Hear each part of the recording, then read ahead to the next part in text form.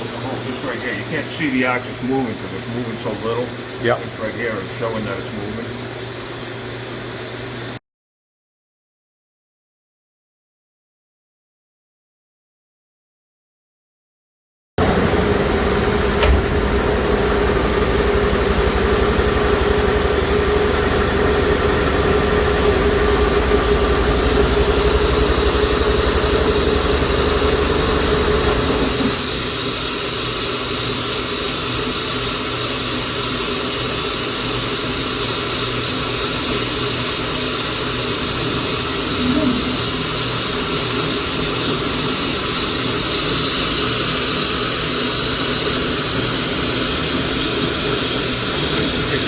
Right here, controlled by the VP. Another way to do it is controlled by revolutions per minute spindle. Actually, revolutions per feed spindle.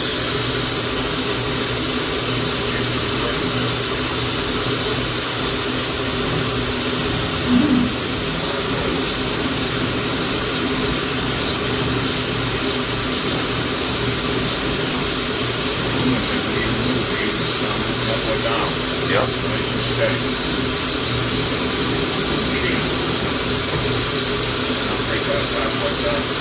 Yeah.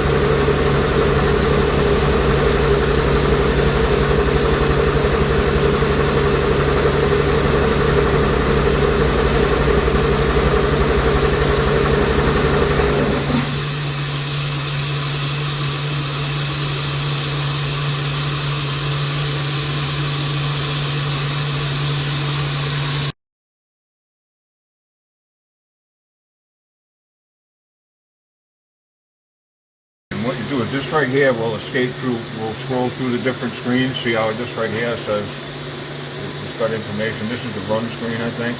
Yeah. This right here is the basic page. And to get through the different things, you can see these menus right here changing as I push this button. Mm-hmm. And they use the F keys to select different screens. But I'll give you an example. Let's say I want to jog. Mm-hmm. Okay, so right now in this particular mode it says F9. It says 9, not F9, just 9. So you press the 9 key. Yep. And now the X is flashing. So if I press the plus or minus buttons over here, the X-axis moves back and forth that way, right? Yep. If I press the number 4, that's the Y-axis, and that does the same thing. Minus, plus, minus. Yep. And the same thing for the Z. Z minus. And you can also use the hand wheel when you're in those modes too. You can see the Z moving up and down slow. Yep. Just from using the hand wheel. You can use the plus and minus buttons or the hand wheel to jog. Okay. But another option that this has is a lot of people, most of the time, you often want to return the Z back to home. And this button right here says F9, Q up, that means quill up, and that's the letter F9. So you press F9, and the Z-axis goes home. Okay. All right, there's another way to jog here, and I'll escape from this right now. I think this is in the run menu, but I'll go F3 setup, right? And see now jog is number 3. Yep.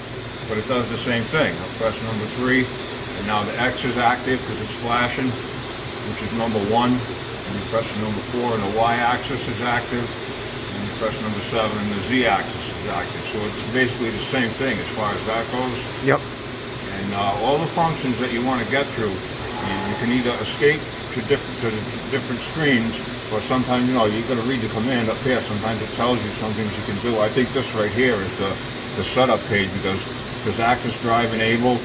That's the first thing you have to do once you turn the machine on. Is you have to turn the drives on, and then you press number 8. And you have to press 8 twice. And the second time you press 8, it'll go home. It's all written down in this sheet right here. Okay. as far as setting everything up.